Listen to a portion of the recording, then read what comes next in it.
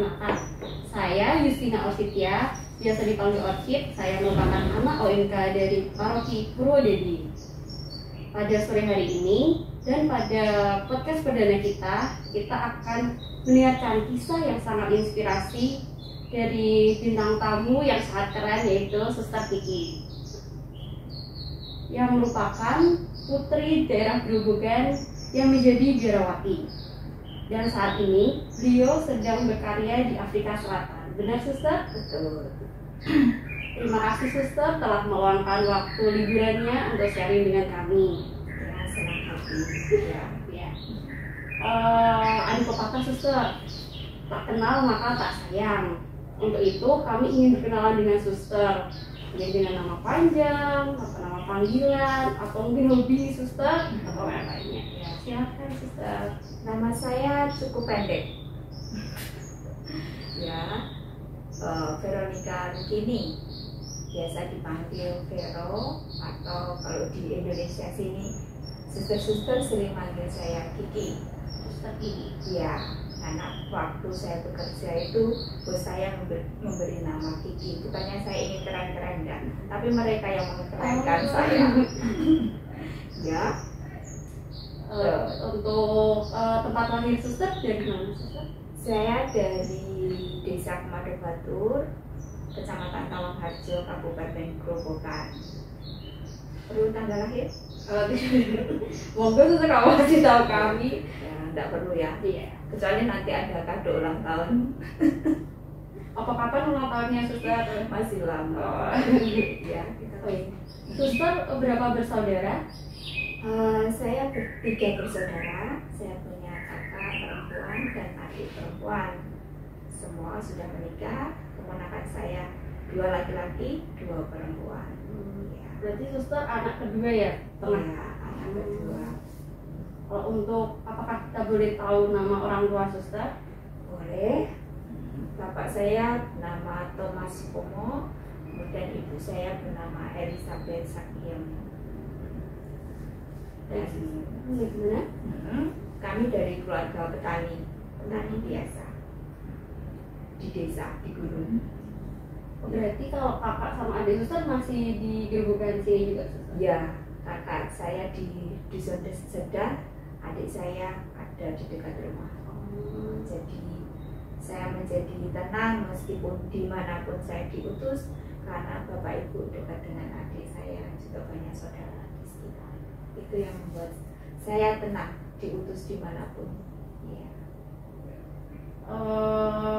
Oh iya, Suster, apakah cita-cita awal Suster itu emang udah ingin menjadi Suster, atau sebenarnya bukan cita-cita awal? Dan apa sih motivasi Suster untuk menjadi Suster? Ya. Kalau ditanya cita-cita awalnya saya ingin jadi Romo. Ini saya masih sangat ingat ketika saya kelas 2 SD.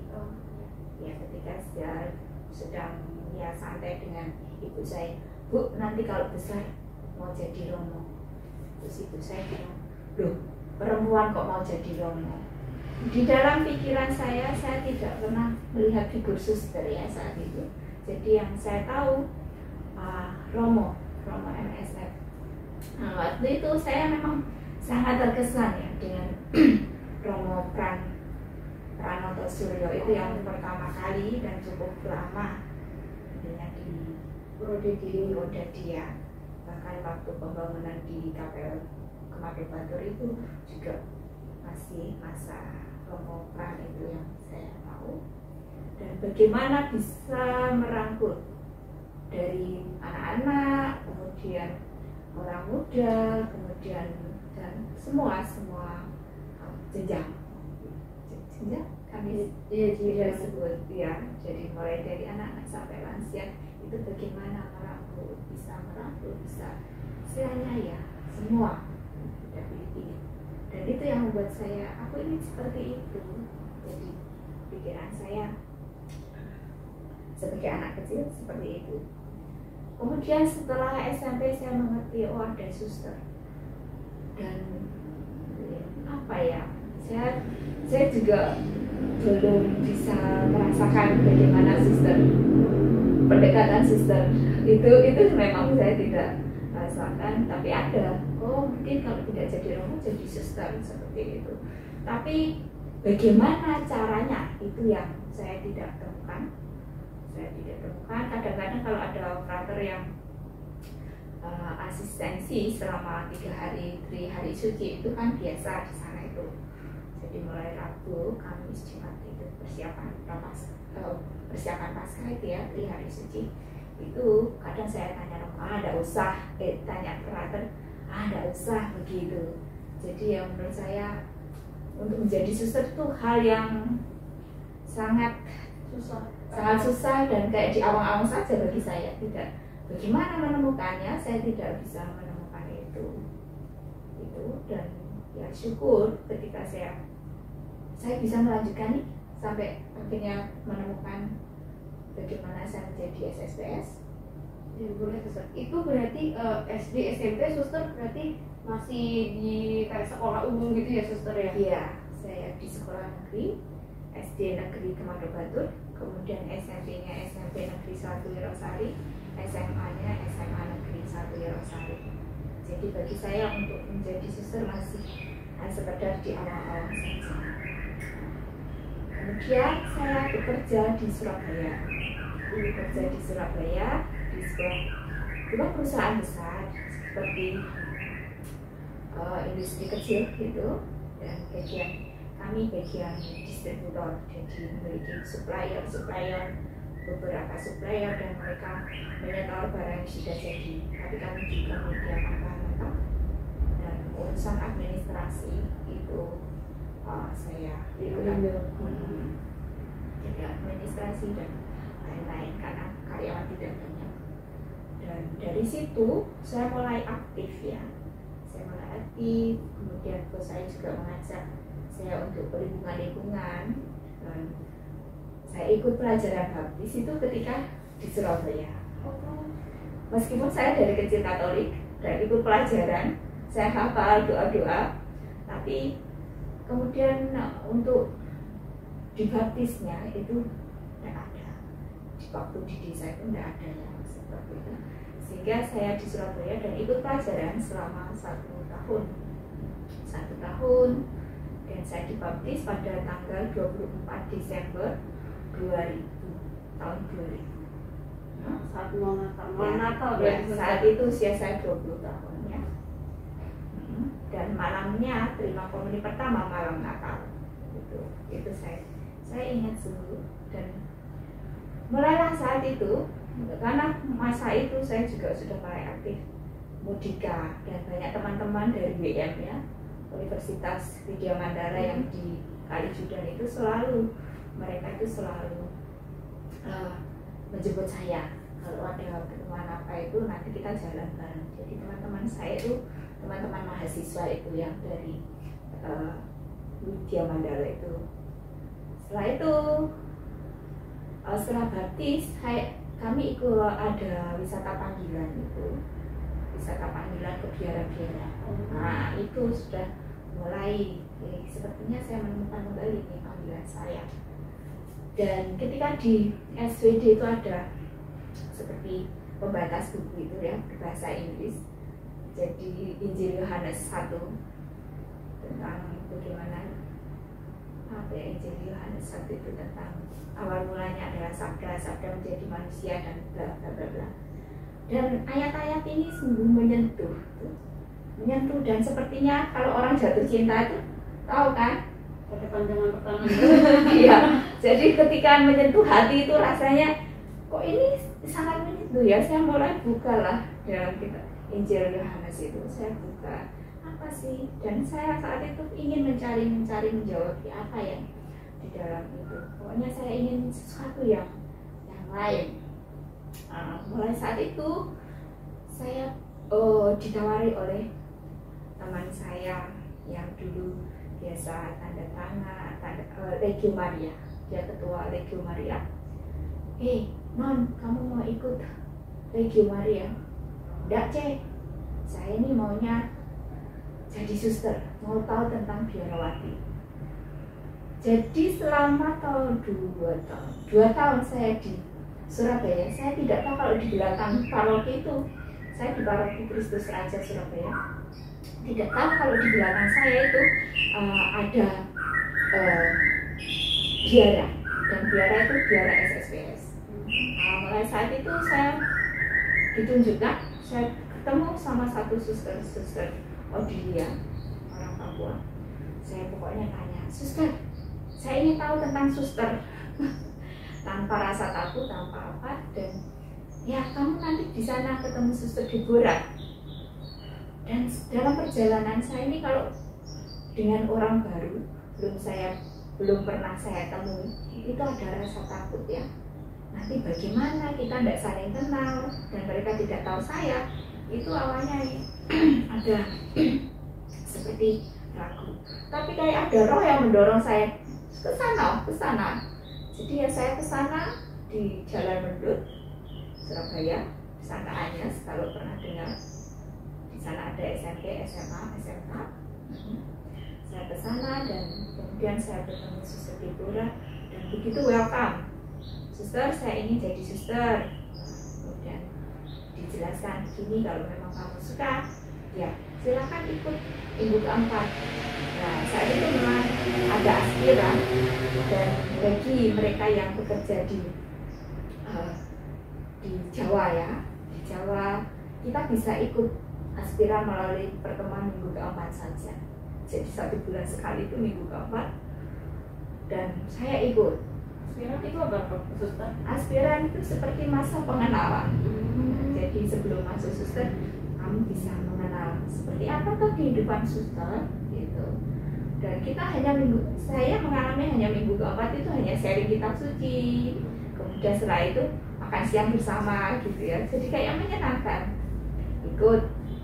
Nah, setelah ikut mungkin 1 tahun, 2 tahun, hampir 2 tahun saya ikut. Saya ini ya, kita normal ya. Normal dalam arti saya ini ada perasaan yang lain ke sesama saya. Ada perasaan tertarik ke sana. Iya.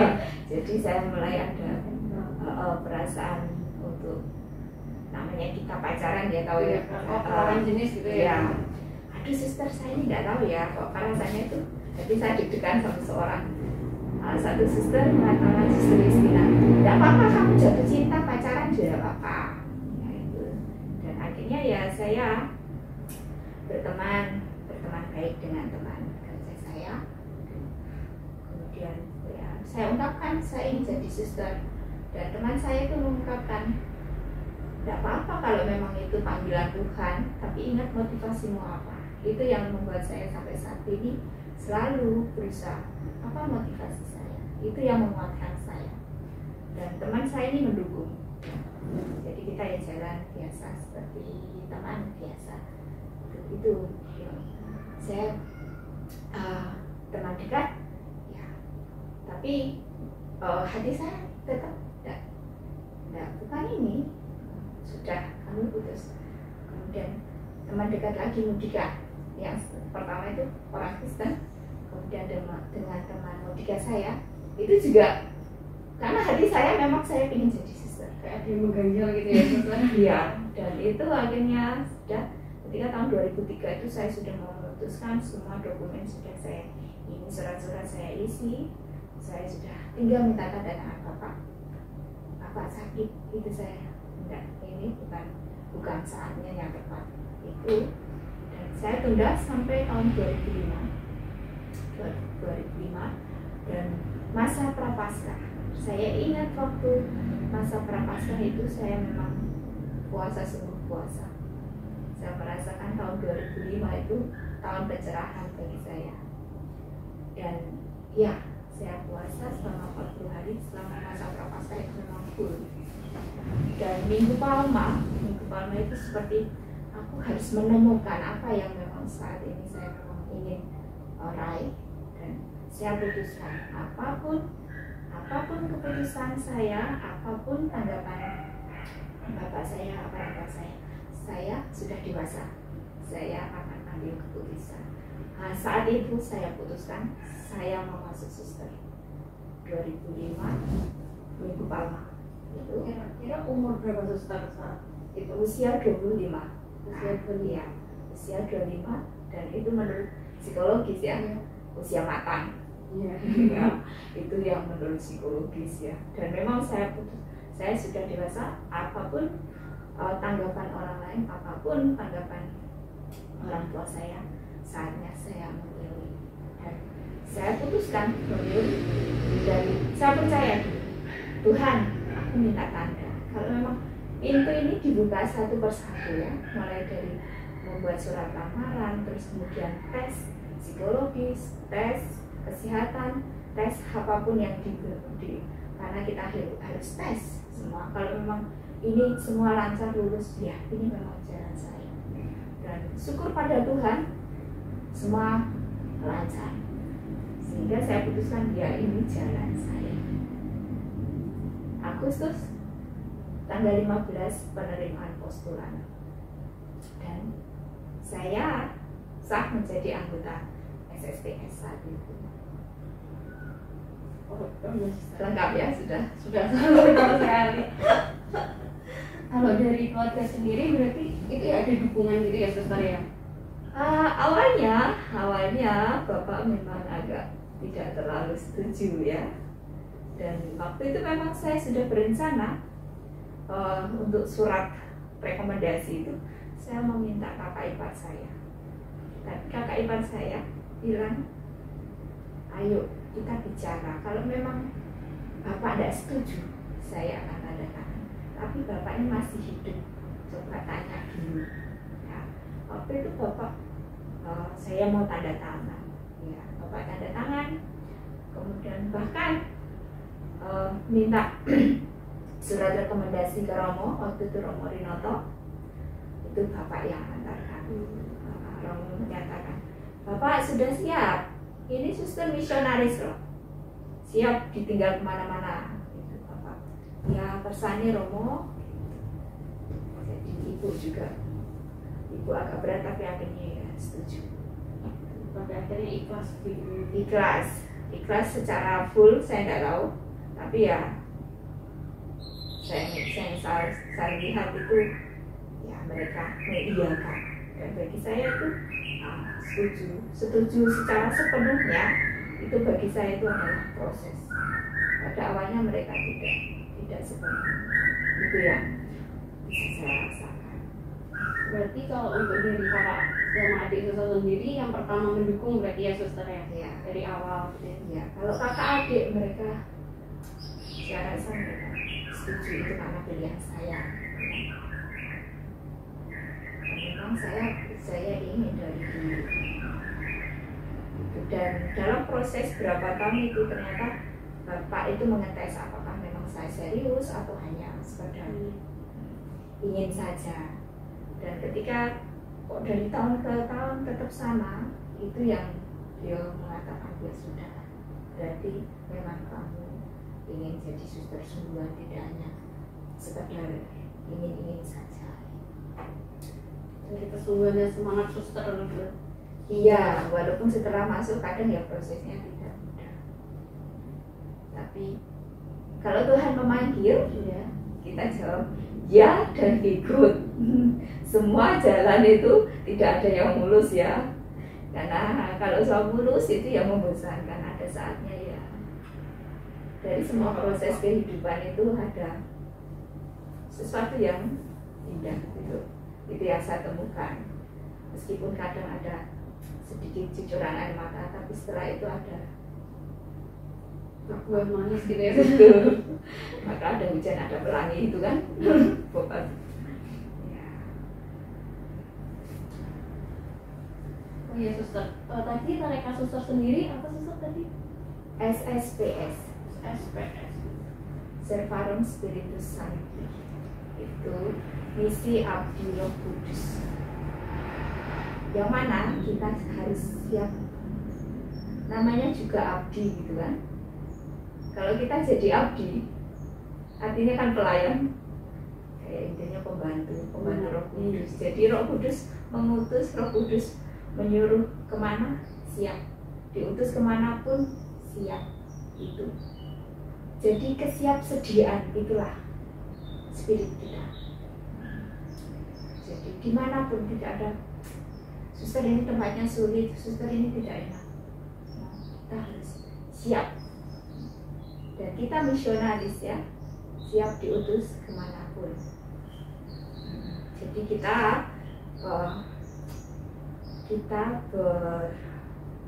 maksudnya di seluruh dunia itu di 5 benua Eropa, Amerika, Asia, Afrika, Oceania,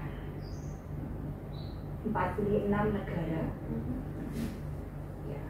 Dan jumlah susternya berapa tahun lalu itu 3.000 berapa itu, karena banyak yang lansia dan juga COVID ini, jadi ada penurunan. Sekarang sekitar 2.800 berapa itu seluruh dunia. Tapi kalau di Indonesia hampir 1000-an. Kita ada 5 provinsi, Provinsi Jawa, Kalimantan, Flores Barat, Flores Timur, dan Timur. Berarti hampir tersebar di Indonesia Ya, Suster? iya. Dulu Timor Leste itu kan masuk bagian Indonesia ya, dan terpisah itu sudah. Untuk tarekat itu sebenarnya udah banyak nih Suster.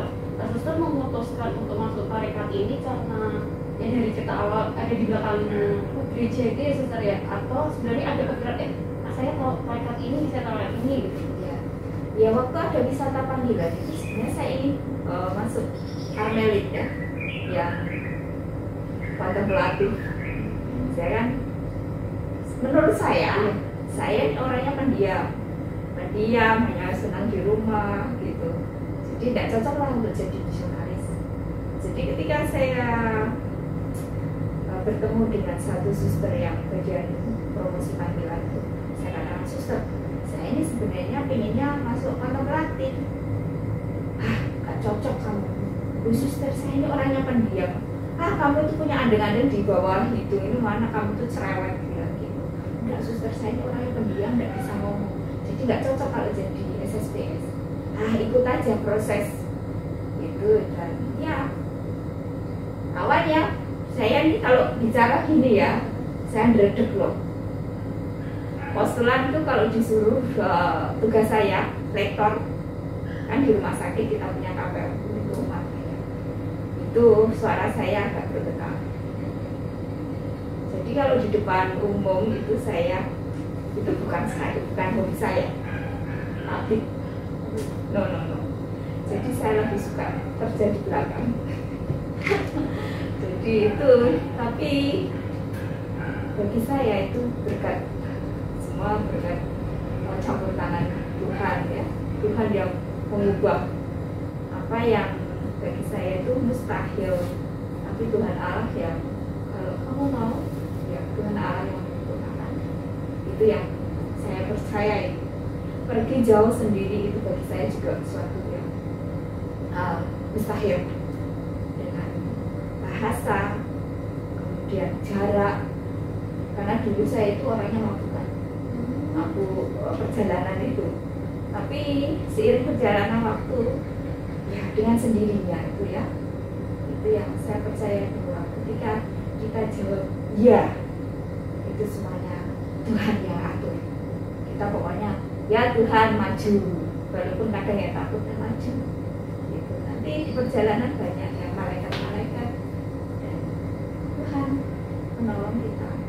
Itu yang saya yakini. Berarti ada beberapa macam kayak suster, kan tadi ada kontemplatif sama yang APD. Ya, kalau kami ini aktif kita berkarya ada beberapa karya nih, tapi lebih kita keluar berdoa dan juga karya di luar, seperti ya, kita punya karya pendidikan, kesehatan, kemudian pastoral, sosial, GPIC, seperti itu hanya yang aktif bisa. Kontemplatif hanya di dalam.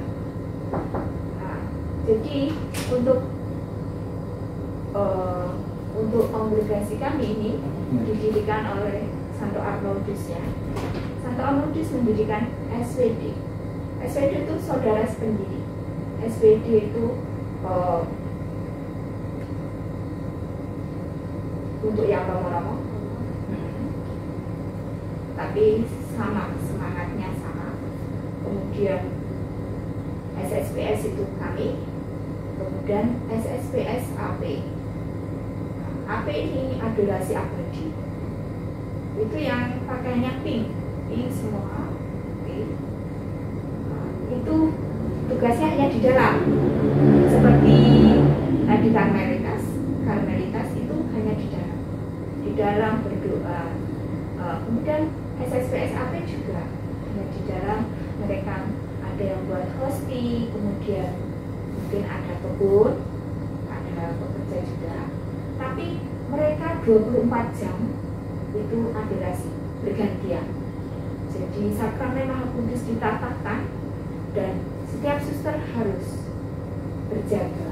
Jadi selama 24 jam, tengah malam, pagi, pokoknya 24 jam ya, tidak pernah kosong itu tempat. Jadi suster harus, mereka berdiri satu orang, mungkin kalau suster yang banyak bisa 1 jam, kalau sedikit 2 jam, dan itu selama 24 jam ditatakan.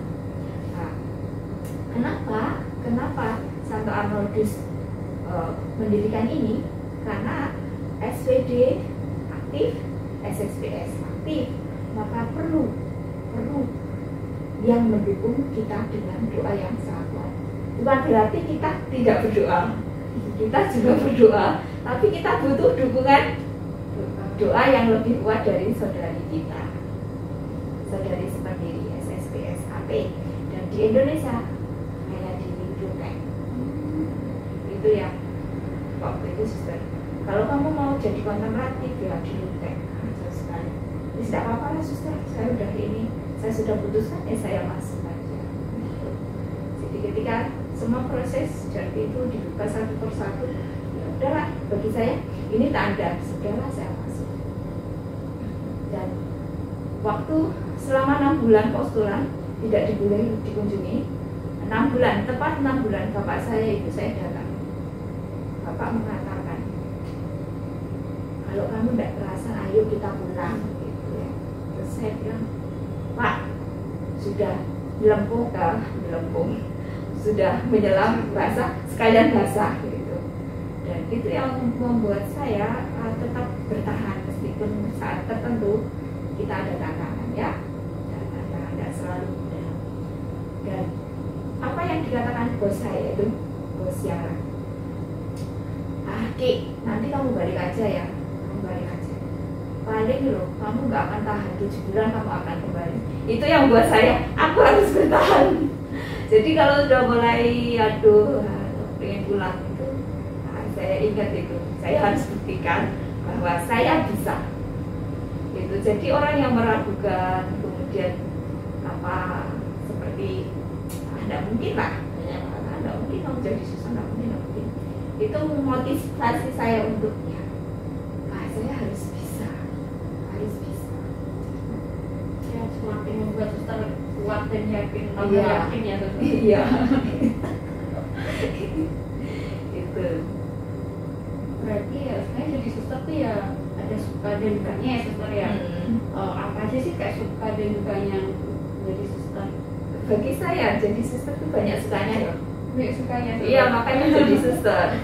Ya, sukanya kita kan misionaris internasional nih, suster internasional. Kita akan ketemu suster-suster dari berbagai negara.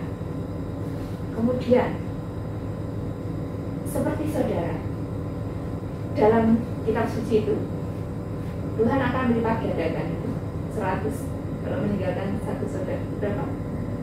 Akan diberikan 100 kali lipat. Saudara juga di 100 kali lipat, rumah 100 kali lipat karena rumah di mana-mana. Itu yang saya merasa bahwa dimanapun ya saudara, suster itu keluargaku, dimanapun diutus itu suster keluarga. Jadi menurut pengalaman saya, saya pergi Surabaya, ya ini keluargaku, nggak ada rasa aku belum pernah ketemu, kemudian kayak riku-riku, nggak ada. Kemudian saya waktu itu belajar di Filipina ya, belajar bahasa Inggris gitu. Ketika sampai di sana pun orang welcome ya, begitu ya, itu saudara saya. Dan ketika belajar bahasa Inggris, di mana kita diutus seperti ya itu teman keluarga kita. Di Afrika juga demikian. Saya merasa dimanapun, waktu di Flores itu juga begitu. Apa ya? Menurut saya tuh banyak sukanya lah kita ya. Kemana aja itu sebagai saudara kita, keluarga kita. Kemudian lewat perutusan itu ya kita ambil bagian juga. Dan saya merasa banyak berkat yang kita terima meskipun kita tidak punya rumah tetap, tapi dimanapun ya rumah tersedia untuk kita itu.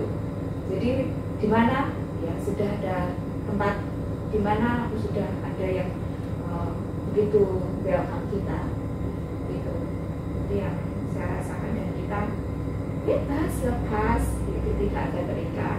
Kalau keluarga kan kita terikat suami, terikat anak apa, tapi kita bebas melayani, kita bebas kerja apa, bebas gitu yang saya rasakan.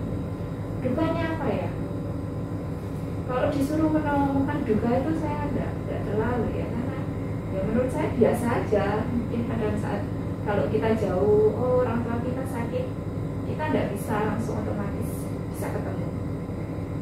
Dan ketika saya merenungkan itu, walaupun kita berkeluarga, kalau kita dinas jauh pun belum tentu kita langsung bisa ketemu. Tapi kita sebagai suster, kalau seandainya orang tua kita sakit keras, orang tua kita meninggal, kita bisa pulang. Gitu.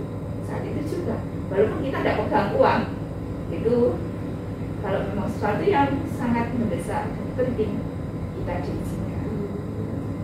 Bagi saya banyak berkatnya,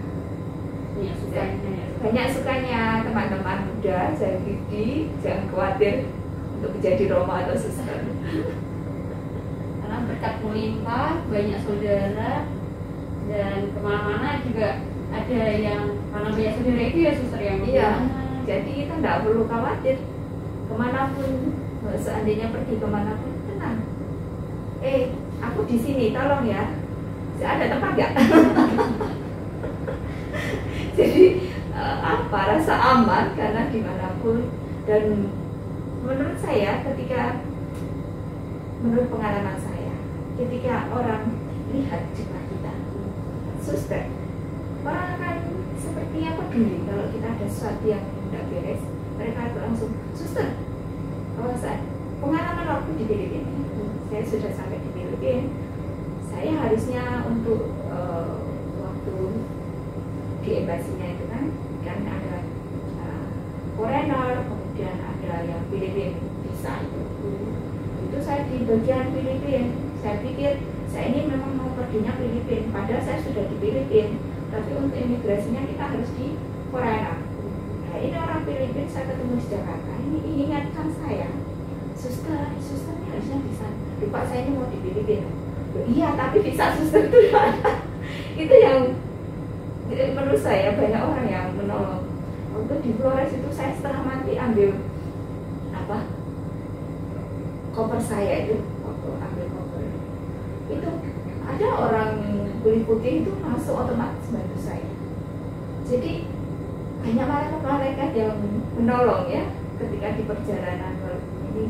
Mereka waktu dari South Africa itu juga orang jilbaban itu yang bersama saya, dan kita menjadi teman. Jadi mungkin dengan jubah ini orang merasa bahwa aman dengan kita. Kadang mereka titik atas begitu saja, seperti mereka teman. Di Afrika Selatan itu juga, di Afrika Selatan di kursusan tidak terlalu ini, Romo Uskup pun tidak terlalu mereka ini. Tapi banyak orang-orang yang mengerti kehidupan suster religius, mereka cukup peduli dengan kita. Jadi itu yang menyenangkan, banyak berkatnya. Suster, berarti suster yang pertama tadi di Surabaya ya suster ya. Ya, Selanjutnya itu suster ke Flores atau iya. Kalau saya ini dari proses awal di Surabaya. Surabaya itu postulan 2 tahun ya. Kemudian di Batu 2 tahun itu novis. Novis kaul pertama. Kemudian saya tugas di Surabaya. Ada pendidikan anak untuk karyawan kita di rumah sakit RKS itu 1 tahun. Kemudian di Blitar 1 tahun itu ngajar PK. Tahun ketiga saya studi di Yogyakarta, Sanata Dharma, ambil bimbingan dan konseling sampai 2015 ya. 2015. Setelah itu saya kembali ke Blitar lagi untuk persiapan kaul bekal sambil menunggu surat lamaran ini proses itu. Saya di Blitar membantu di TKAG.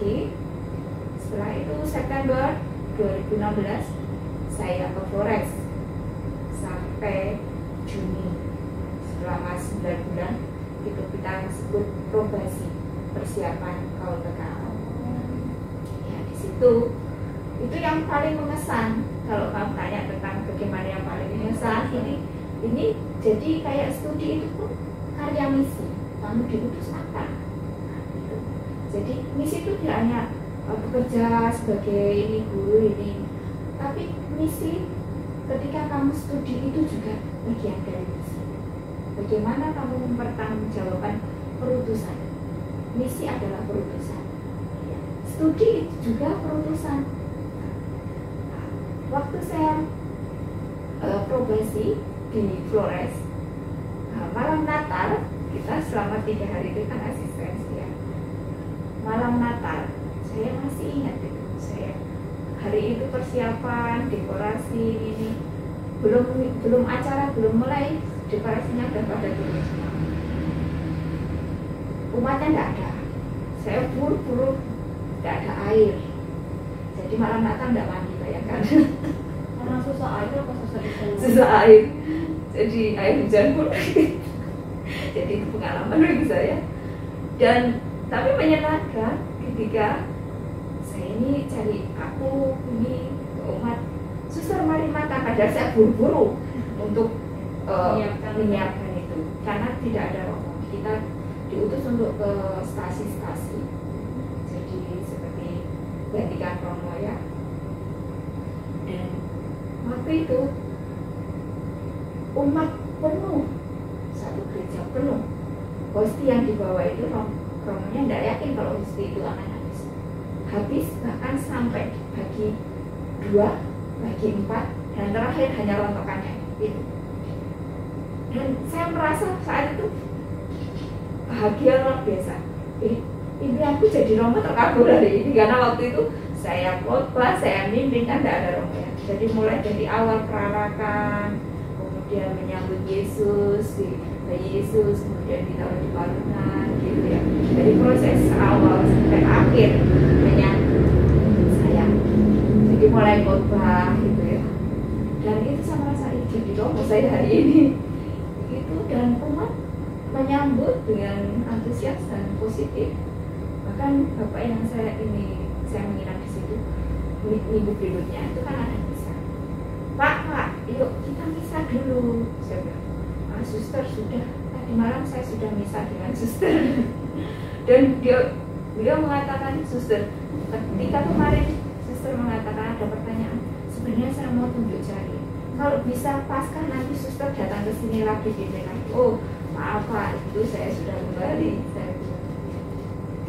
Jadi peran suster di Flores itu juga sangat mereka rasakan.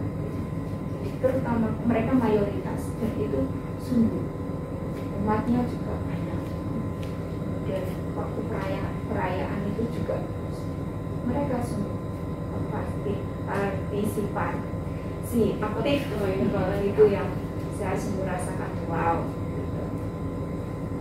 Itu begitu pengalaman yang mengesan. Karena di Jawa kita hanya kalaupun terlibat bagi komuni gitu, dan itu juga menantang. Piye yo iki mimpin ya, ini apa? Aku enggak pernah mimpin ibadah loh. Terus teman saya kasih ini tuntunan begini. Nah, semuanya ya, kita kan sudah jalan ya, sudahlah semuanya. Gitu. Semua sudah berjalan baik. Dan umat juga senang, bersuka cita. Itu yang penting. Dan menemukan sesuatu. Ya. Kalau memang mereka menunjukkan susah, datang lagi berarti ada sesuatu yang positif gitu. Dan cita-cita suster juga terkabul ya suster Ya, jadi Romo satu hari. Gitu. Cuman kita tidak bisa mengkonsekrasikan itu.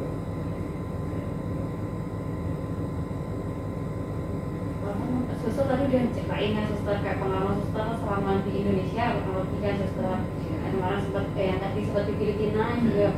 Sekarang saya minta tolong tuh suster ceritakan pengalaman suster di Afrika Selatan tuh seperti apa, kayak lingkungannya seperti apa, suasananya seperti apa, orang-orangnya seperti apa gitu suster. Ya, di Afrika Selatan orangnya cukup bebas ya, bebas, terbuka. Ada saatnya mereka panggil Veronica seperti itu. Tidak ada yang namanya suster, bu, kadang kayak sebaya gitu mereka panggil seperti kita teman sendiri, Veronica. Ya, jadi itu yang menurut saya awalnya ya seperti kaget-kaget, tapi setelah itu saya udah biasa. Cuman kalau anak kecil mereka tidak terlalu sopan gitu ya, saya memberitahu kamu harusnya begini, gitu. Mengingatkan gitu ya.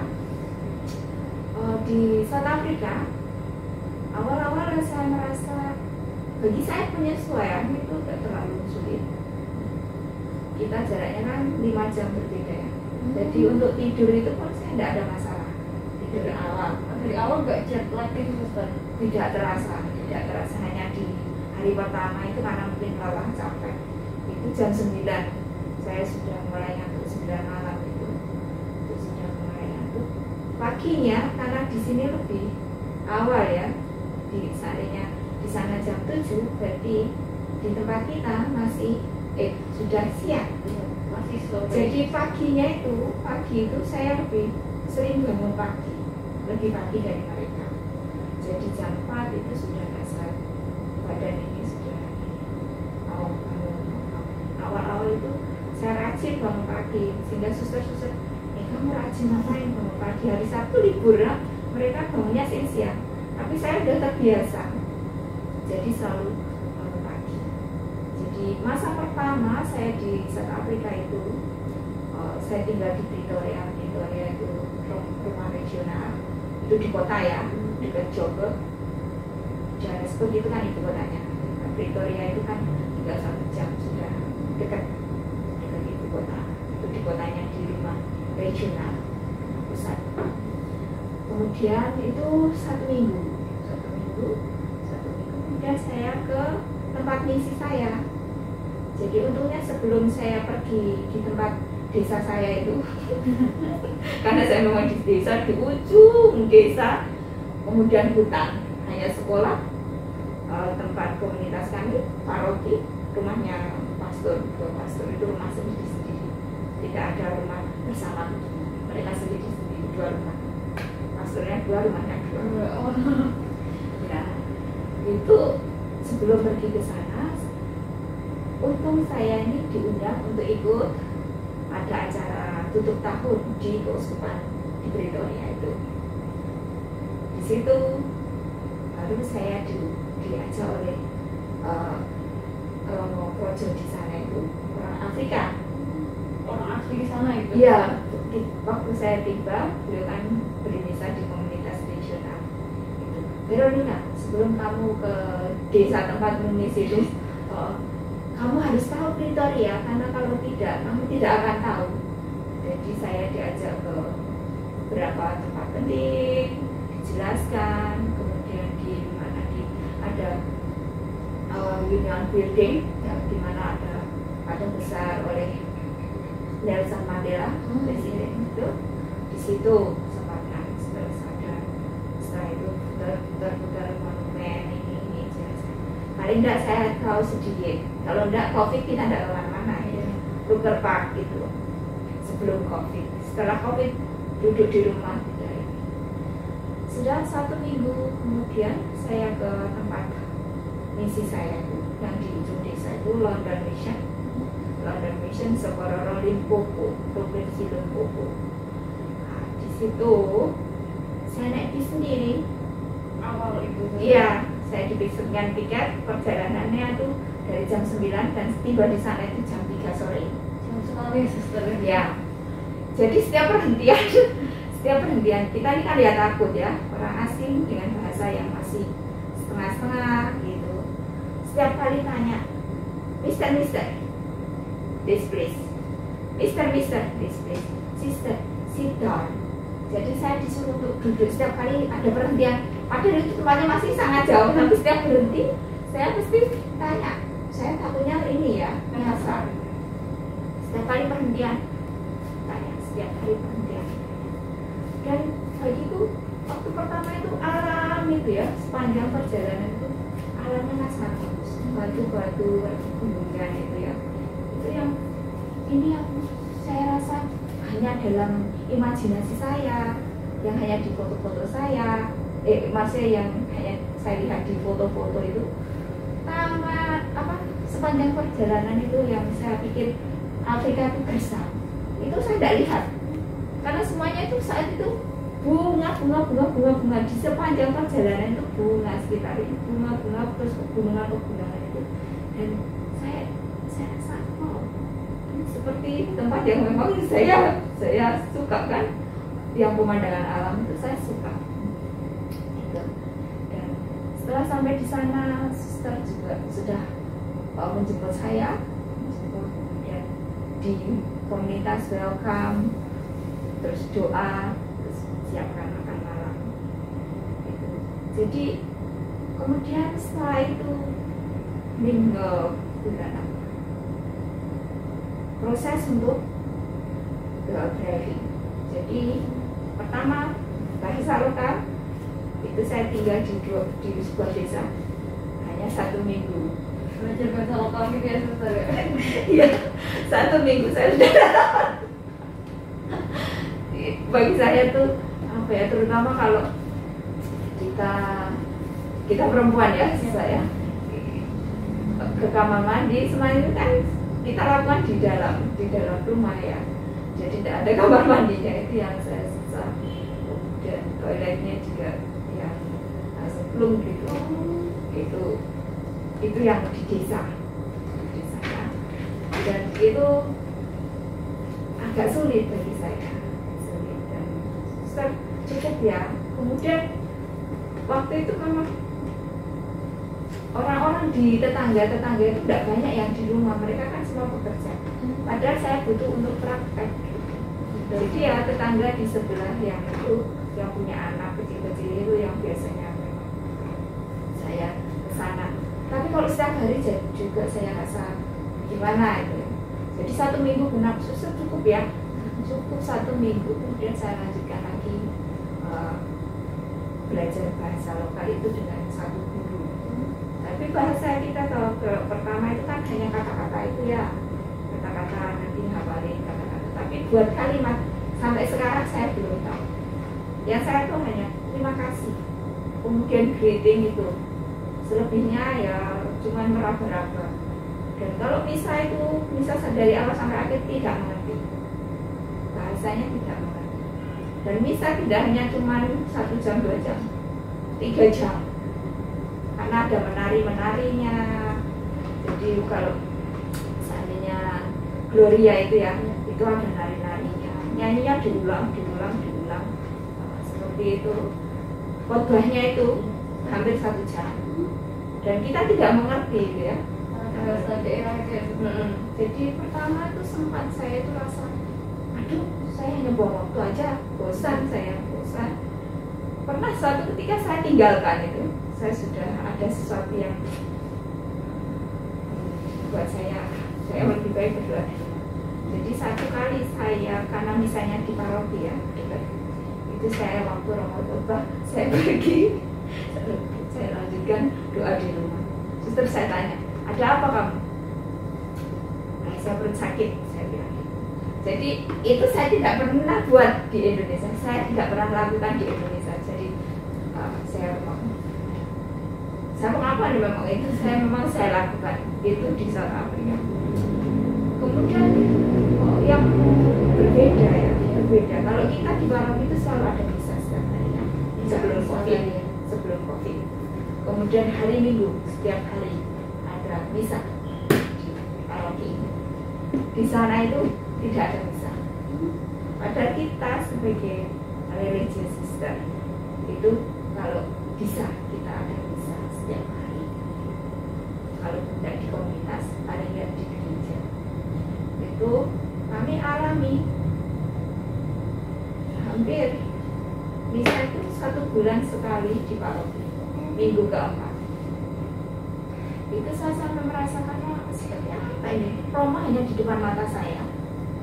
Mereka ada di depan rumah kita, tapi tidak ada misa. Tidak ada misa. Kemudian COVID itu bagi kami berkat. Selama COVID tahun 2020 ya, kemarinnya 2020 lockdown itu berkat bagi kami. Paling tidak kami ada misa 3 kali, harian 2 kali, minggu rombongan datang. Karena mereka nggak keluar kemana-mana, mereka takut. Jadi pasca kami juga merayakan itu. Tapi setelah lockdown selesai, memang masih dibatasi, mereka berhenti lagi. Itu sampai kami tidak punya hosting untuk komuni setiap hari. Kami bagi 2 tidak cukup, bagi 4, sampai akhirnya di akhir Desember kami tidak punya hosting. Itu yang pertama, keprihatinan. Dan yakin kami sudah mendialogkan itu dengan pastor itu, tapi kami tidak tahu kenapa. Dan akhirnya yang kami laporkan ke Bapak Uskup dan syukur jadi mereka sedikit berubah. Itu yang tantangan. Bagaimana dalam formasinya mereka sebagai imam diosis di sana.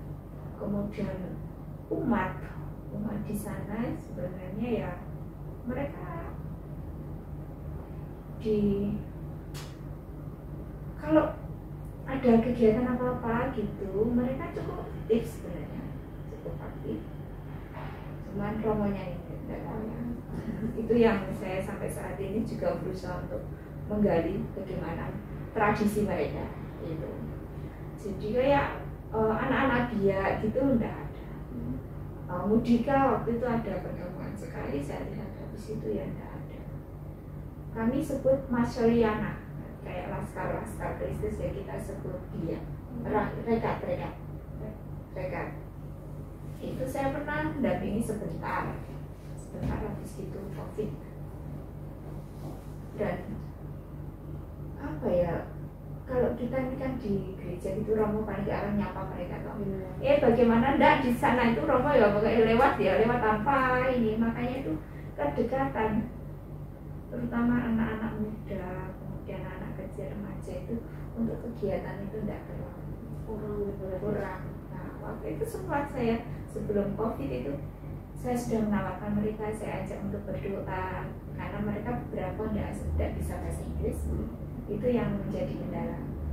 Kemudian saya juga berencana untuk mengajari mereka bagaimana buat rosario, kreativitas itu, dan mereka sudah menyetujui. Tapi ternyata COVID dan sampai sekarang saya belum. Selain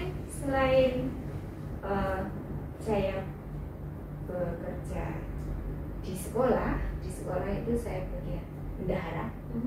Ya. Jadi kami hanya berdua di satu komunitas. Susterku sebagai kepala rumah, sekaligus kepala sekolah. Kemudian saya sebagai intinya wakil yang ada bendahara di rumah sekaligus bendahara di sekolah. Merangkap gitu kan. Merangkap. Selain itu. Jadi urusan untuk apapun, tukang apapun, kita kan sedang membangun gedung sebangunan itu kita walaupun perempuan ya, urus soal bangunan, bahan-bahan bangunan, bagaimana ngecek bangunan itu kadang juga kalau sudah mulai ya kita namanya tukang ya, sampai kemudian ya kita ya wari-wari sana sini urus bangunan, urus rumah, urus sekolah itu. Dan ketika COVID itu memang kendalanya adalah pembayaran uang SPP. Kita di Indonesia meskipun sekolah negeri, kalau anak tidak bayar tidak ikut tes. Di sana tidak bisa. Perlindungan anak itu sangat ketat. Kita tidak bisa buat apa-apa. Itu urusan orang tua dengan sekolah. Jadi kalau apa-apa sedikit anak mereka tidak terima, dan itu akan menjadi masalah untuk kita. Itu yang kadang buat saya ketika saya memanggil anak-anak itu, kamu belum bayar. Kemudian nanti kalau tidak bayar tidak bisa ikut tes. Itu lalu keras juga mereka beritahu, suster jangan terlalu keras nanti kita marah. Rapot itu juga saya biarkan anak-anak yang belum bayar tidak dapat rapot. Orang tua datang, suster itu urusan orang tua dan sekolah. Seharusnya yang mengambil orang tua ini anak menangis. Bu memang sengaja supaya anak nangis dan meributi kalian. Karena walaupun anak nangis kalian tidak pusing. Itu yang sulit karena di sekolah negeri semua bebas, tidak bayar, bahkan mereka dapat buku, alat tulis, kemudian dapat makan siang.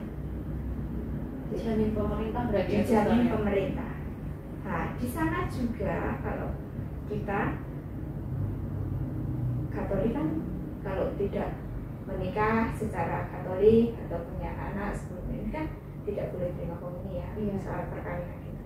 Di sana punya anak 5 tidak punya suami itu biasa. Dan mereka ya tetap survive. Mereka bisa bangun rumah, semuanya rumahnya bagus-bagus. Karena pemerintah memberi, kita sebut grant, jadi kayak sumbangan, dana sumbangan ya.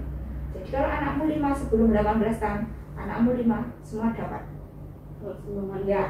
Jadi 450 kali 5 berapa satu bulan? Itu sampai 18 tahun. Gitu. Jadi untuk mereka yang dapat, yang pintar dapat beasiswa, semua ditanggung, uang kos ditanggung. Gitu. Jadi untuk rumah sakit pun gratis.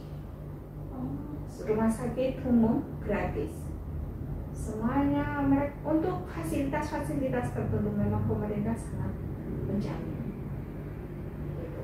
Berarti untuk jaminan kayak kehidupannya lebih tinggi, bagus gitu ya. Iya. Jadi kalau seandainya kamu sakit apa, langsung panggil ambulan. 10 menit ambulan akan datang dan hanya bayar 10 rand itu ya sekitar 10.000. Ya, itu lebih aman daripada kamu punya mobil datang ke rumah sakit orang daerah. Tapi kalau panggil ambulan ini kamu sampai di rumah sakit, dokter sudah siap. Itu. Jadi tidak usah susah, lebih baik telepon ambulan datang, mereka sudah tangani. Jadi seperti operasi juga di rumah sakit kecil mereka tidak bisa nangani, mereka akan rekomendasikan rumah sakit besar dan semua udah diurus mereka, keluarga nggak perlu datang. Gitu. Jalan-jalannya South Africa semua mulus sampai di desa-desa ya mulus, nggak ada jauh sama sini itu kelebihannya. Itu terus apa lagi ya? Selain kerja di komunitas di sekolah juga saya menangani, saya bertanggung jawab untuk anak-anak office itu orphans and vulnerable children. Jadi kayak anak-anak yatim piatu dengan kebutuhan khusus dan sebagian mereka positif HIV/AIDS. Jadi itu kami juga kayak karya pastoralnya gitu. Saya bertanggung jawab untuk itu. Anakku sekitar banyak suster 60-an, wow, 60-an. Tapi yang memang murni yatim piatu dengan kebutuhan khusus itu sekitar 50-an. Lebih banyak malah yang kebutuhan khusus itu ya suster. Ya, jadi campuran itu yang memang karena anak-anak tetangga itu datang kalau mereka, kami kan ada 1 bulan sekali pertemuan kayak memberi makan terus aktivitas 1 hari itu. Mereka datang dari tetangga-tetangga itu, anak-anak tetangga itu mereka ikut, mereka senang untuk ikut. Jadi yang sebenarnya tidak perlu ikut itu, yang tidak perlu diperhatikan itu mereka ikut. Kan mereka dapat makan, nanti dapat apa gitu, itu ikut. Dan dananya ya dari dana yang dari yayasan kita, dari komunitas kita, ada gaji kita sisihkan, juga dari keuskupan itu kita sisihkan. Dan juga waktu saya mengajukan proposal ke Roma juga ada sumbangan untuk itu. Jadi maka sebelum saya pulang, sebelum pulang ke sini itu saya harus selesaikan semua laporan ke Roma, karena memang November awal harus selesai semua. Jadi untuk tahun depan saya tidak mengajukan proposal lagi, karena saya pribadi ada keinginan, tapi tenaga saya yang tidak memungkinkan. Karena di sekolah sudah full pagi sampai sore, dan hampir jam doa seperti itu. Jadi saya memang untuk full untuk anak orfan ini saya tidak bisa full, tapi saya usahakan sebisa mungkin selama COVID ini saya tidak bisa memberi kegiatan secara full. Kalau dulu kan 1 bulan sekali kita jemput ke rumah dengan mobil kita, terus nanti kegiatannya bersama, karena dari 5 desa gitu ya, jauh dari 5 desa itu kami kumpulkan di situ, nanti makan pagi bersama, aktivitas bersama, nyanyi, kemudian saya ajari keterampilan, karena mereka soal keterampilan tidak terlalu ya, itu yang. Dan di sana bagiku saya menemukan talenta saya untuk soal-soal keterampilan, kemudian seni itu saya temukan di sana. Apapun saya bisa digunakan. Kertas plastik yang bekas-bekas itu bisa digunakan untuk buat bunga, pernak-pernik, yaitu figura. Itu saya ajarkan ke tahun lalu kelas 6. Saya ajar kelas 6, tahun ini kelas 6 ajar cara membuat amplop, cara membuat figura, bagaimana gambar itu mereka kadang tidak terlalu ya. Ini rencana buat rosario gimana. Terus kertas bunga dari kertas, cara buat itu saya ajarkan ke anak-anak. Tarian saya sudah kenalkan ke anak-anak kita waktu Hari Budaya Heritage Day South Africa. Saya ajarkan tentang tari Batak, Sinagodulo ya.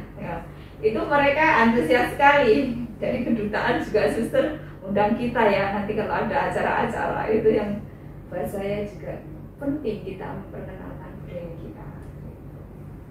Suster pintar nari nih suster ya.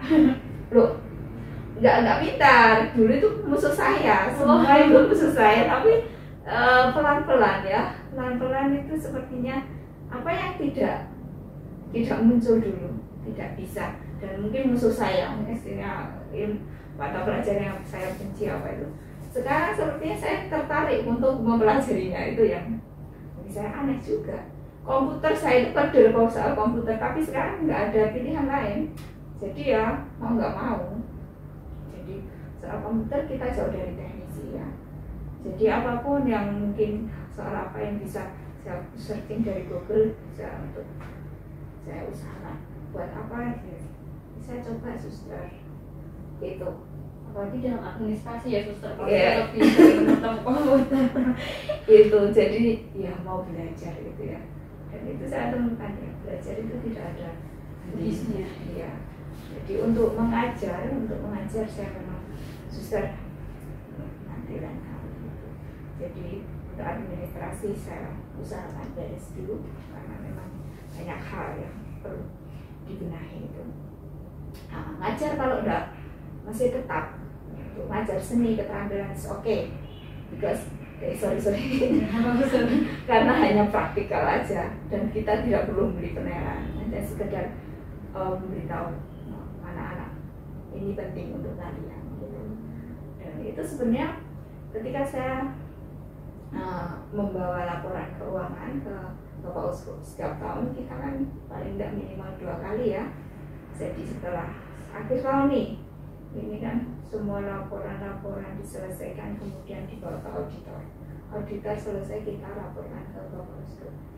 Nah, ketika sedang berbincang itu ya, kalau kita kan ada SMK ya, di sana tidak ada. Artinya apa Suster? Ya kayak SMA seperti itu. Jadi untuk kejuruan belum ada. Nah itu ketika berbicara soal itu saya ceritakan, Bapak Uskup, saya ini waktu SD sudah belajar memasak, sejak menjahit, sejak kemudian yang hal-hal simpel itu ya untuk kebutuhan kita sendiri itu diajarkan, dan itu beliau sangat menyetujui. Makanya waktu awal-awal itu saya punya mimpi seandainya kita punya sekolah kejuruan itu ya, mungkin memasak, menjahit itu pasti, karena setelah lulus mereka mau apa gitu. Jadi banyak pengangguran juga, paling hanya di toko. Jadi kalau seandainya mereka punya keterampilan, mereka bisa baca peluang, mereka suka makan, bagaimana cara masak apa, karena mereka kebanyakan ya kalau restoran itu hanya instan, jadi bumbu yang jadi udah di. Makanya itu saya tidak terlalu suka makanan sana, saya belum terlalu ini, menurut saya tidak terlalu. Lebih baik pedes juga gitu. Pedes mereka tidak suka, asam itu pasti, dan masakannya terlalu sering asam, cuka itu saus. Jadi dan bagiku di sana mereka suka loh masakanku itu. Karena kita kan bumbu rempah-rempah itu apa loh itu, jadi itu yang saya lihat. Berarti Suster multi-talenta sekali di sana ya Suster ya? Semua dari iya, jadi misionaris siap untuk bisa apapun, termasuk ini aku gini udah punya planning sebelum COVID waktu itu. Maret liburan aku harus praktek lagi, udah ini dananya udah siap. Tapi ternyata kan COVID, aku takut. Kemudian setelah ini COVID, setelah sibuk nanti setelah libur ternyata ada sesuatu yang lain. Jadi nyetir itu sangat penting karena kita jauh dari tokoan. Jadi kalau kita belanja itu langsung kayak supermarket luas gitu. Berarti nggak ada kayak pasar gitu? Pasar tradisional enggak. Hanya di kota itu pun hanya di luar mall-mall itu kecil. Tapi pasar tradisional kita enggak ada. Kalaupun di jalan itu mungkin mereka aja jualan kayak bombe, tomat itu hanya dekat jalan raya gitu. Jadi pasar tradisional enggak ada. Makanya miskin kaya belanjanya di mall supermarket dan harganya sama, hampir sama, kecuali dari tetangga mereka tanam gitu. Dan di sana bertanam pun tidak memungkinkan kalau tidak musim hujan, air sangat sulit gitu. Saya awalnya mereka ini punya lahan luas, tapi kenapa malas mereka? Tapi setelah saya mengalami, tidak ada air untuk kebutuhan sendiri rumah tangga itu mereka sangat berjuang. Tapi untungnya kita ada sumur yang memang tidak pernah berbisir ya. Gitu. Dan untuk di sekolah itu kami hanya punya satu sumur, itu tidak cukup untuk kebutuhan sekolah. Kami bor 2 kali 120 meter nggak ada air, 2 kali 35.000 itu kalau dilibatkan ya hampir 35 juta. Itu di sana air sangat sulit dan hujan tidak selalu. Tahun 2019 hujan itu hanya Maret itu berapa kali, kemudian awal November. Cuma bulan-bulan tertentu Ya, ya, ya. Dan kita punya 4 musim. Musim panas, musim dingin, kemudian musim semi. Apa lagi? hujan. Enggak ya, suster, cuma Hujan jauh sedikit. Ada winter kita. Cuma enggak ada ini, enggak ada salju. Saljunya itu di sekitar di tempat lain. Seperti di Cape Town daerah Cape Town itu kadang ada salju. Joburg mungkin ada.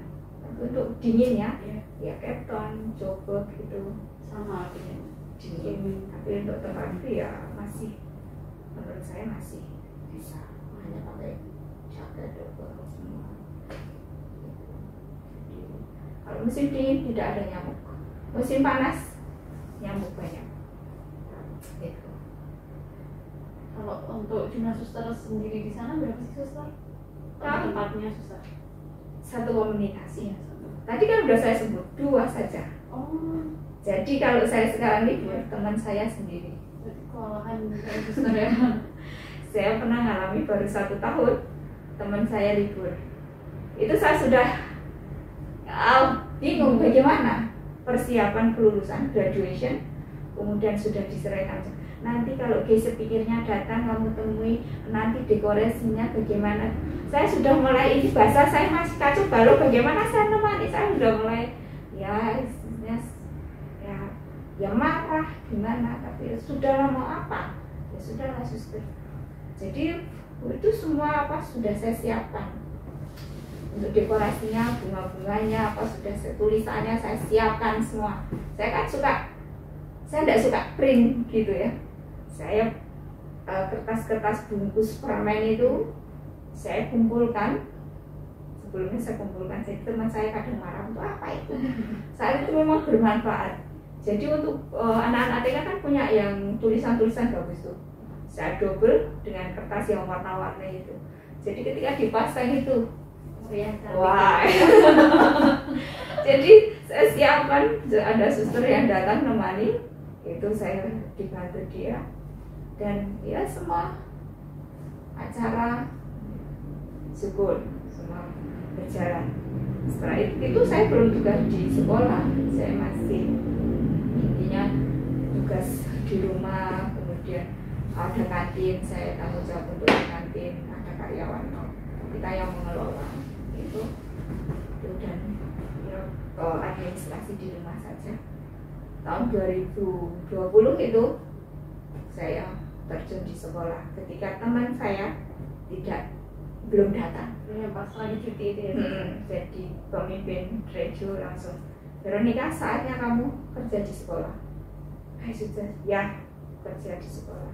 Ini nanti karena sudah keuangan kita harus kadang ya, kalau kita tidak cek ada sesuatu yang ya, jadi kamu terjun di situ. Jadi kepala sekolahnya susterku belum datang, kemudian ini wakilnya juga mereka tidak, kalau ada suster ya mereka ini tanya. Baru masuk 1 hari 2 hari sudah ada orang tua wali murid datang marah-marah karena ada satu guru buat kesalahan ini. Jadi aduh, baru 1 hari masuk sudah ada masalah. Jadi itu yang apa ya buat saya itu Tantangan.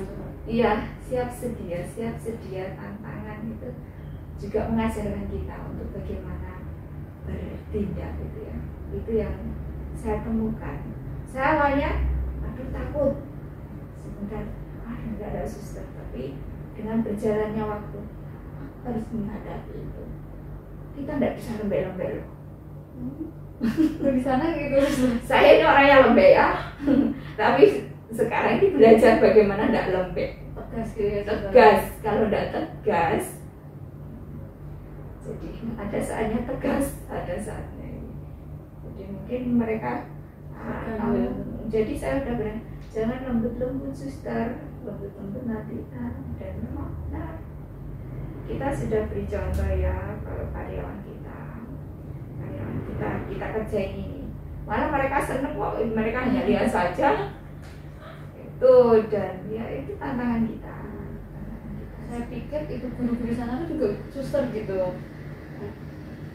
Karena kita personelnya kurang, kita ini satu regio ya. Dulu Botswana, Zambia, South Africa itu satu regio. Nah, karena sudah banyak susternya, kita pisah.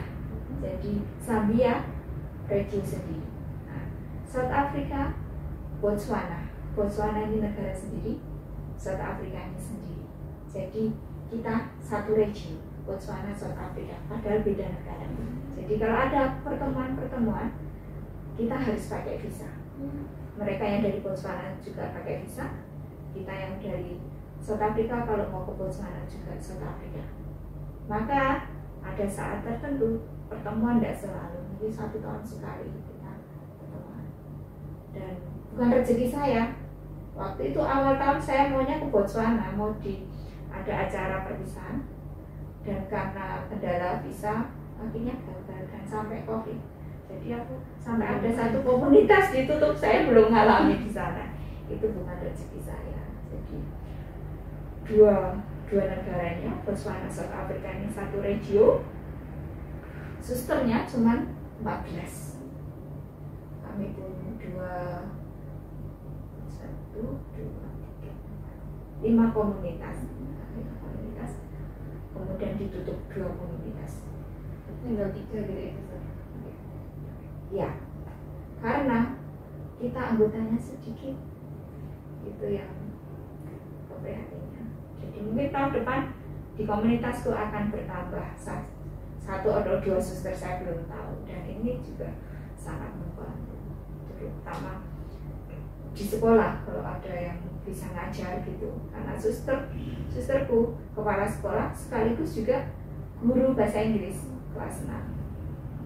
Sedangkan administrasi kalau dipercaya kepada sekretaris kadang jadi harus dihimbau sendiri gitu ya, pasti kita temani anak-anak.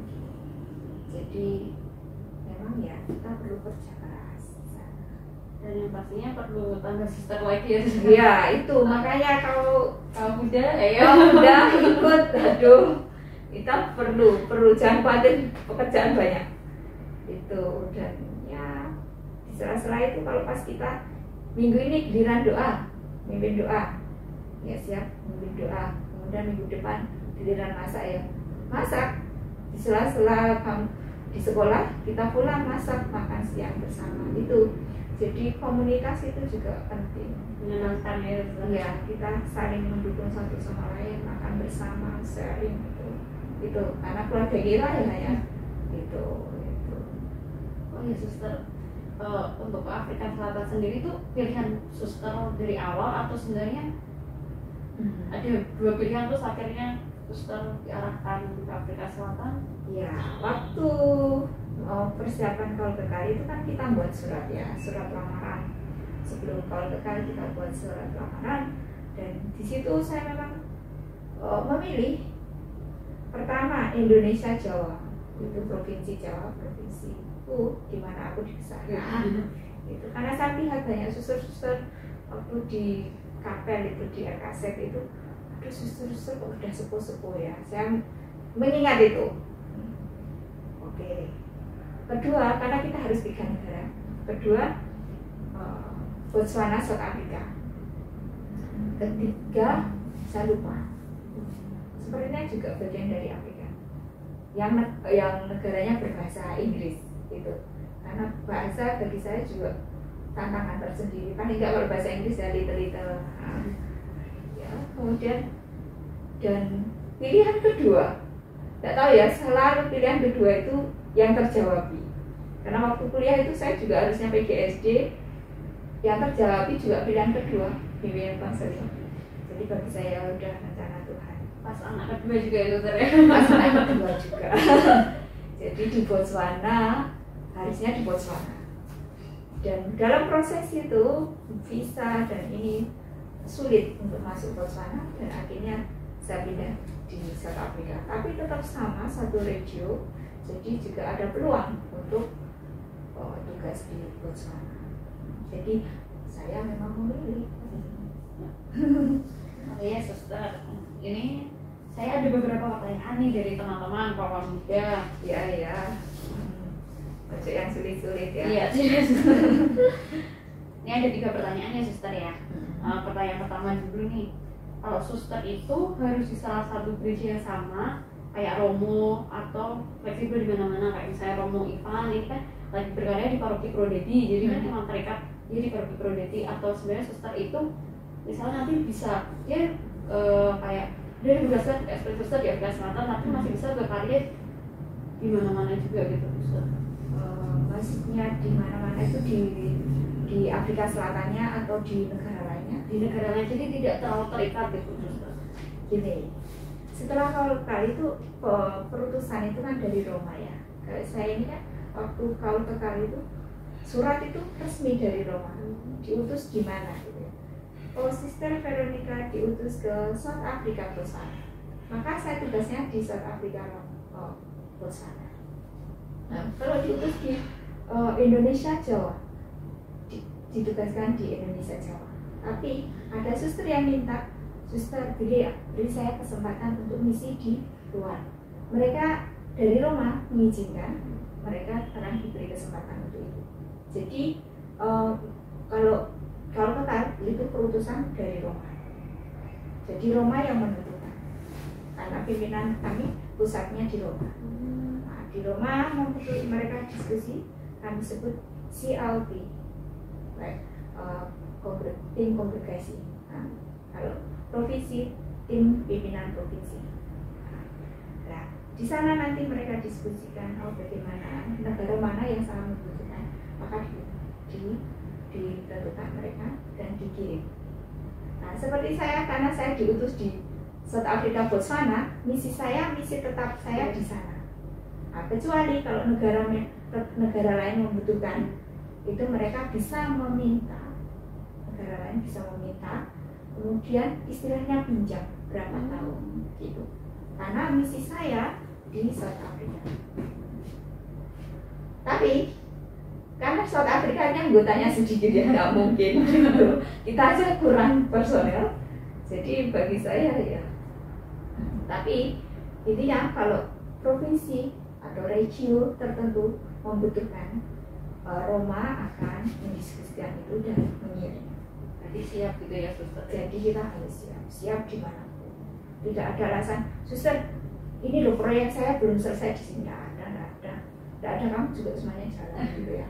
Jadi misalnya suster ini proyek saya belum selesai, siapa yang kita tidak terikat itu. Jadi nanti orang lain bisa urus itu tanpa kamu, semuanya bisa berjalan. Jadi dipercayakan gitu, istilahnya ada kayak ikatan dinas berapa. Jadi kalau di mana mereka dibutuhkan, mereka harus siap gitu. Jadi untuk kaum muda yang suka tantangan dan ingin fleksibel, tepat ini. Ya, bisa dimanapun, bisa keliling dunia. 46 negara. Mari yang mendaftar ke tarikat SSFS ya suster ya. SSPS bukan SPSS itu nanti keliru dengan itu statistik. Iya, SSPS. Jadi yang mau jadi Romo bisa menjadi saudara kami SPD. Tapi saya promosikan juga MSF ya, jangan lupa. Gitu. Masuk pertanyaan kedua ya suster ya. Ini ada yang tanya nih suster, dia merasa resah gitu sih suster. Dia merasa kayak kenapa sih kehadiran suster di tengah masyarakat khususnya kaum muda masih kurang terasa. Apakah suster dilarang bergaul? Kayak kita tuh lebih familiar sama frater, sama romo, terutama kayak untuk bimbing OMK sendiri kan biasanya frater atau romo. Terkhusus sih ini untuk di Indonesia mungkin ya suster ya. Gimana suster tanggapannya? Ya, ketika mendengar pertanyaan ini ya saya tersenyum aja karena di sini figur suster memang tidak terlalu banyak, benar kan? Ya. Tapi menurut pengalaman saya nih, waktu saya di Blitar, waktu di Surabaya, itu kita memang terjun. Kita terjun dengan OMK, kita terjun dengan anak dia, anak sekolah minggu itu juga waktu saya di Blitar saya ikut ambil bagian. Jadi anak-anak yang sudah selesai komuni pertama itu saya ikut, anak-anak yang kelompok kecil yang usia 2 ke biak kita ya namanya biak itu kita yang memang mendampingi. Persiapan komuni pertama itu ada suster yang mendampingi, saya mendampingi yang mereka sudah komuni pertama. Jadi supaya mereka tidak keluyuran mana-mana, itu kita gunakan waktu hari Minggu. Jadi itu tidak benar. Kita harus gaul juga loh. Apalagi zaman now, kita itu harus istilahnya merangkul kaum muda. Saya ingin cuman tempat saya ini jauh sekali gitu. Jadi kalau ada kesempatan mungkin nanti bisa diusulkan dengan Romo, mungkin ada kegiatan bersama 1-2 hari, bagaimana enggak tahu programnya itu, saya bersedia untuk bagaimana kita berdinamika bersama supaya saling mengenal bagaimana tidak hanya Romo dan tidak hanya brother. Karena kenyataannya memang di sini jumlah suster juga sedikit terbatas, seperti di Wirosari itu juga suster punya klinik, jadi mereka fokus ke sana.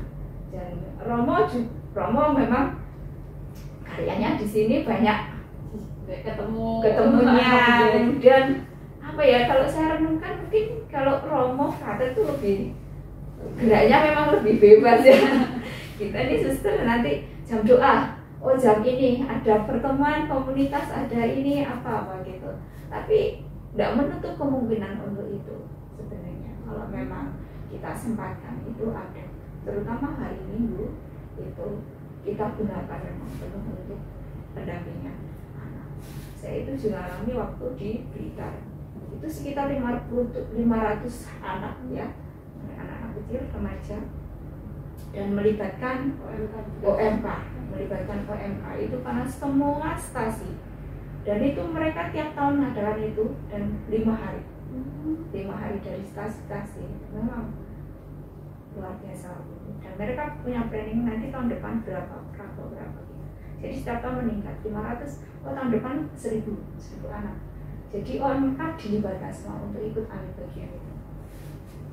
Jadi kalau memang ya kita sama-sama, karena kalau hanya suster Romo kita tidak bisa.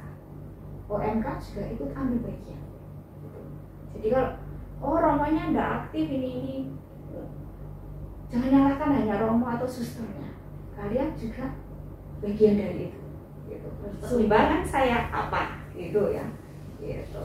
Jadi kita kerjasama bagaimana menghidupkan gereja kita itu sangat penting. Kalau kalian aktif, Romonya aktif, kita sama-sama semangat. Hidup wah. hidup gerejanya kita itu, karena kita anggotanya sedikit ya. Bagaimana kalau nanti nunggu sana, terus siapa yang gerak gitu kan? Jadi harus ada masing-masing kita inisiatif. Ayo kita memperbaiki. Jadi nanti yang beraktif kita rangkul dan bagaimana mengaktifkan kita semua. Saya walaupun di desa saya ini juga saya hanya memikirkan, tapi bagaimana caranya gitu. Ngomong memang gampang ya, tapi itu impian saya kalau kita bisa semua kolaborasi itu sangat bagus. Kamu punya talenta apa, punya talenta apa. Nah, kita nanti bagikan, itu akan mengembangkan kita semua. Itu. Apalagi anak muda ya, suster. Anak muda itu kreatif. Siapa yang pintar gitar, siapa yang pintar nyanyi, siapa yang pintar ini joget, mari sama-sama. Acara apa meriahkan bersama, cari penggalangan dana, itu gunakan. Pasti orang tua juga dukung kan? Ya. Itu,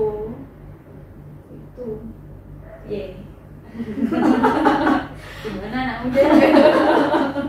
Itu menarik ya. Berarti ini nggak benar ya suster ya? Tidak benar. Kita tuh harus bergaul. Kita bukan kontemplatif. Kalau kontemplatif beda. Kontemplatif hanya di biara. Tapi meskipun ketemu hanya dari kotaan kecil gini, saudara pun nggak bisa. Kalau acara-acara penting itu mereka di dalam sini, kita hanya lewat dari kaca itu, nyalamin hanya lewat ini aja, nggak bisa. Mungkin hanya momen tertentu mereka kayak open house ya, dan itu nggak selalu. Tapi kita yang aktif open house, bukan rumah, kalian bisa, oh ini dikenalkan ini mas.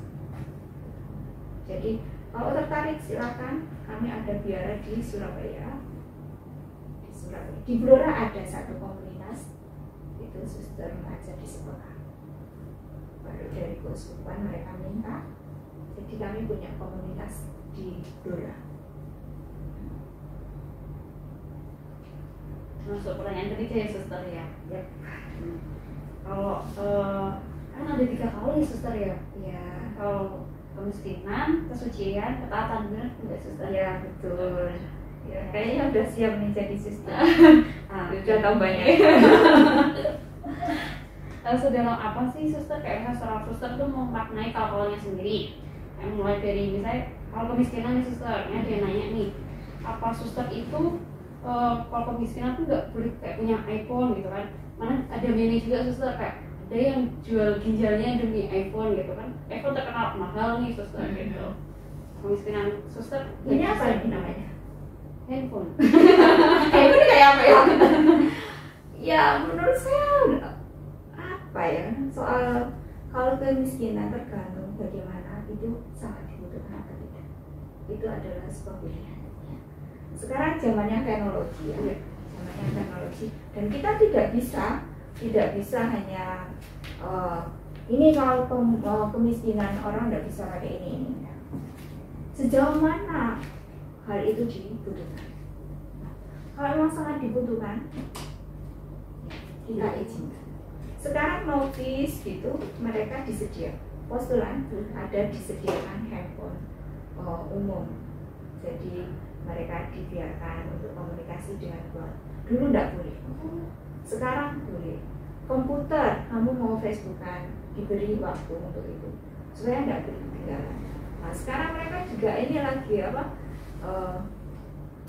Seperti buat seperti ini ya, kayak sharing panggilan itu, mereka juga menggunakan media untuk bagaimana mempromosikan panggilan, mempromosikan tarekat kita, seperti yang dilakukan saat ini. Postulan juga melakukan itu. Mereka udah lama minta saya untuk suster kirim video ya, nanti sharing panggilan dan backgroundnya South Africa, jadi yang gersang-gersang. Terus saya bilang, kamu pikir South Africa itu hanya gersang saja, ini lo lihatan banyak bunga-bunga, saya bilang gitu. Tapi sampai sekarang saya belum buat ya gitu. Jadi untuk penggunaan media gitu ya,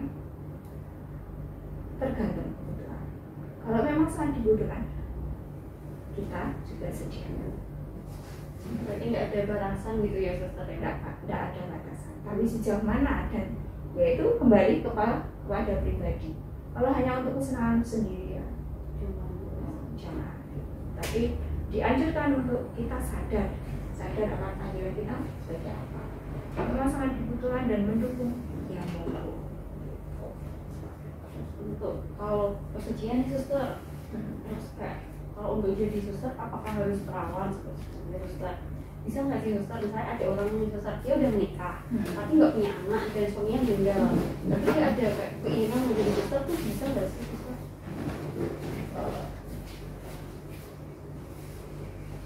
Ini pertanyaan sulit ya. Tapi menurut pengalaman saya Nggak bisa. Karena walaupun umur itu juga ditentukan ya. Usia misalnya 35 itu harus ada rekomendasi dari Roma. Pimpinan kami di pusat di Roma. Jadi, dulu 35. Sekarang pun mereka yang sungguh ingin 40, ada yang usia 40 tahun baru masuk. Dan kita lihat sejauh mana motivasi mereka, kita lihat kalau memang ini ya kita rekomendasikan dan kita kirim ke Roma surat. Kalau memang Roma mengizinkan, ya itu kita. Jadi ada batasan umur juga. Maksimal berapa tuh Suster? 35 sih. 35. Ya, karena nanti proses di postulan itu juga sangat mempengaruhi. Karena proses di postulan itu juga sangat penting. Kalau udah terlalu usia kan terlalu sulit juga untuk bagaimana memformat itu yang sudah, intinya kalau udah usia terlalu itu kan agak susah.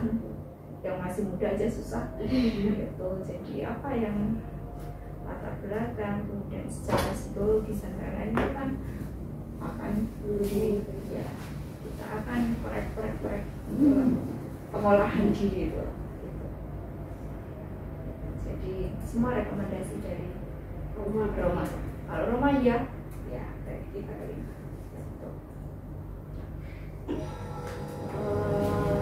Ini pertanyaan terakhir sih Suster. Apa sih kenapa sih harapan Suster kayak untuk kaum muda dari paroki Prodedi, dari tempat asal Suster sendiri? Ya, harapan saya sangat besar bahwa melalui percakapan kita sore ini cukup panjang ya, hampir 2 jam. Kaum muda akan tertarik untuk menjadi suster, romo, ataupun bruder. Tidak hanya romo aja, ada bruder juga ya. Dan jangan takut, karena semakin kalian bisa menyerahkan, membaktikan diri pada Tuhan, itu banyak juga hadiahnya yang akan kalian terima. Jadi meninggalkan satu keluarga, kalian akan mendapatkan 100 keluarga. Meninggalkan satu rumah, kalian akan mendapatkan ratusan rumah di mana-mana. Jadi bagi saya, hei kaum muda, jangan takut untuk gabung dengan kami, para biarawan-biarawati. Kemudian kalian juga punya peluang banyak untuk bisa berkeliling dunia. Siapa yang suka tantangan, mari gabung dengan kami, para misionaris. Dan ada banyak kesempatan. Selain kalian bisa menemukan banyak keluarga, banyak pengalaman juga banyak.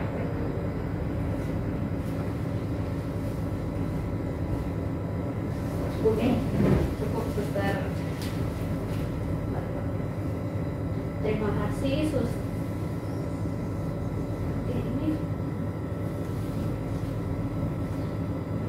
Terima kasih Suster atas waktu dan sharingnya. Ini sangat menginspirasi sekali. Semoga banyak kaum muda yang tertarik setelah mendengarkan podcast kita ini ya Suster.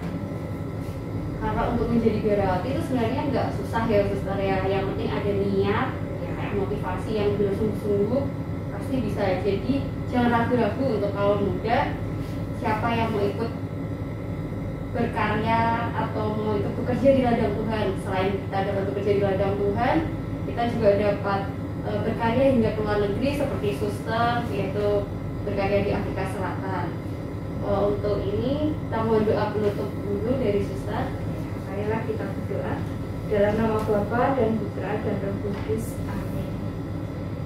Ya Allah, Tritunggal Maha Kudus, kami bersyukur kepadamu untuk kesempatan berhangat ini.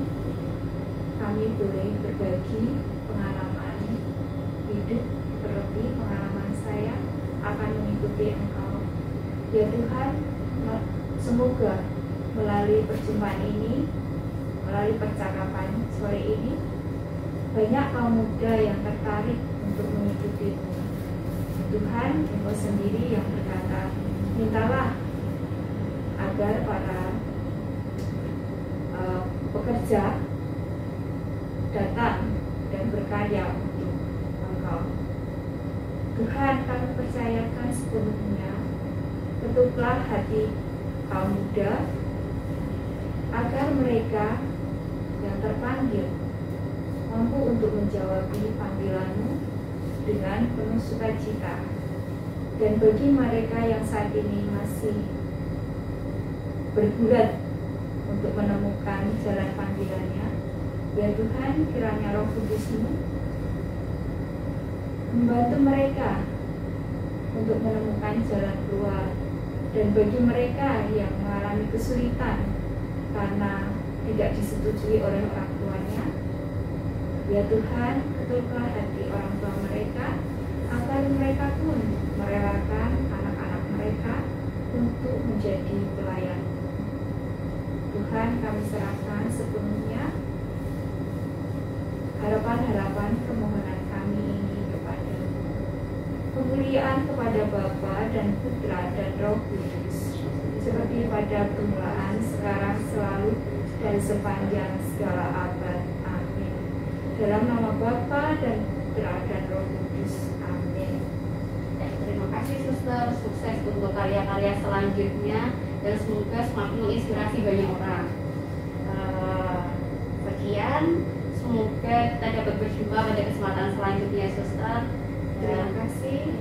Saya juga sangat berterima kasih kepada Romo Ivan, Romo Nano selaku paroki, dan Romo Heri di paroki Hati Yesus Sama Kudus, benar? Ya.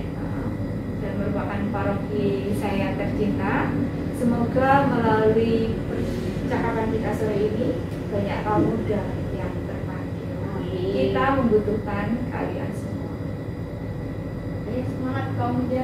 Semangat, ikut ya. Selamat sore.